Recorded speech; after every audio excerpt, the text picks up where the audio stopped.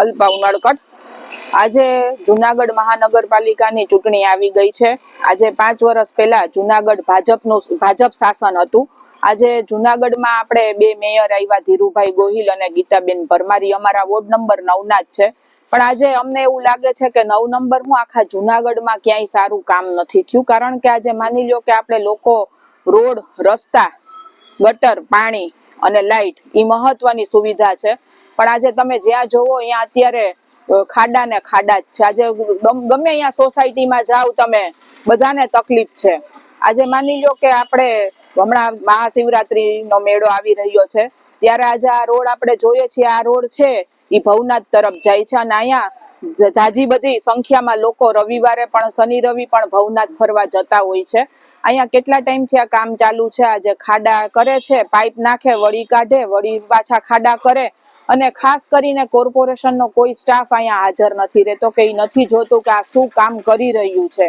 અને જ્યારે આપણે કોર્પોરેશનની વાત કરીએ કે કોર્પોરેશનમાં આપણે જે કામ હોવું જોઈએ એટલું કામ થયું નથી, બરાબર। આજે લોકોને સુવિધા કાંઈ મળી નથી, લોકો આજે કંટાળી ગયા છે। અને ખાસ કરીને આપણે જો વાત કરીએ તો મહિલાઓ માટે સારા શૌચાલયની સગવડ નથી।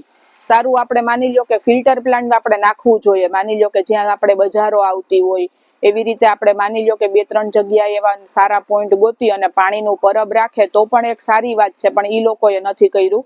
અને જ્યારે હું કોર્પોરેટર હતી ત્યારે મેં અહીંયા ગિરનાર દરવાજે ગેટની બાજુમાં ફિલ્ટર, આપણે પાણીનું ફિલ્ટર મુકાવ્યું હતું અને મોટી ટૂંકમાં વ્યવસ્થિત રીતે આપણને એક દાતા મહિલા હતા લંડનના, એ લોકોએ અમને બધો ખર્ચો આપ્યો અને આપણે એ ફિલ્ટર પ્લાન્ટ આખો આપણે પાણીનું પરબ એ કોર્પોરેશનને સોંપી દીધું હતું। આજે એ પરબ તમે જોવા જાઓ તો અહીંયા કાંઈ છે જ નહીં।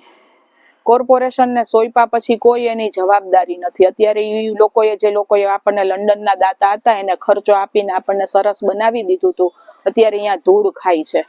અત્યારે જે કાંઈ આપણે પાણીના પ્લાન્ટ, કુલર, કોઈ વસ્તુ ત્યાં નથી, બધું ચોરાઈ ગયું છે।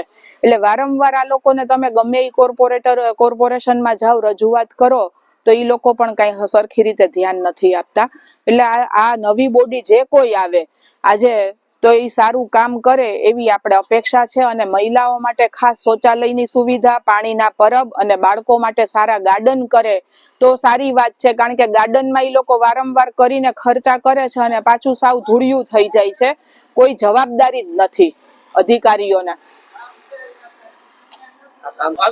બોલી આજે માની લો કે બાળકો માટે, અત્યારે બાળકો છે એ અત્યારે મોબાઈલ તરફ, સોશિયલ મીડિયા તરફ વધારે વળી ગયા છે। એમાંથી લોકોને ખરાબ સંગત પણ, આજે માની લો કે બાળકો ડ્રગ્સ લે છે, ડ્રિંક કરે છે, એ આ સોશિયલ મીડિયાના માધ્યમથી બગડે છે બાળકો। આજે આપણે વાળવા જોઈએ આપણે બાળકોને, પણ આ લોકોએ કોર્પોરેશન વાળા માની લો કે કાંઈ સ્પોર્ટ સંકુલ કરે બાળકો માટે, કાયમ માટે આજે એવું કરે કે ભાઈ ચલો જે છોકરાઓને જે સ્પોર્ટમાં ઇન્ટરેસ્ટ હોય એમાં કાયમ માટે એ લોકોને નવી નવી એક્ટિવિટી કરાવવી જોઈએ, સારું સ્પોર્ટ સંકુલ બનાવવું જોઈએ, તો આજે બાળકોનો પણ વિકાસ થાય। અને આજે અહીંયા જ્યારે અમારે વોર્ડ નંબર 9 માં કામ ચાલી રહ્યું છે, ગટરના પાઇપ આજે નાખી દીધા હતા અને ફરી પાછું આ ખોદકામ ચાલુ કર્યું છે। આજ છેલ્લા 5 દીથી આ કામ ચાલી રહ્યું છે। કોર્પોરેશનનો એક પણ સ્ટાફ અહીંયા આવ્યો નથી, કમ્પ્લેન કરી છતાં પણ કોઈ જવાબદાર વ્યક્તિ અહીંયા હાજર આપી નથી। આપણે જોવા જઈએ તો અત્યારે કોર્પોરેશનની ચૂંટણી ચાલુ છે, ત્યારે આજે એ લોકોમાં ખેલદિલી નથી।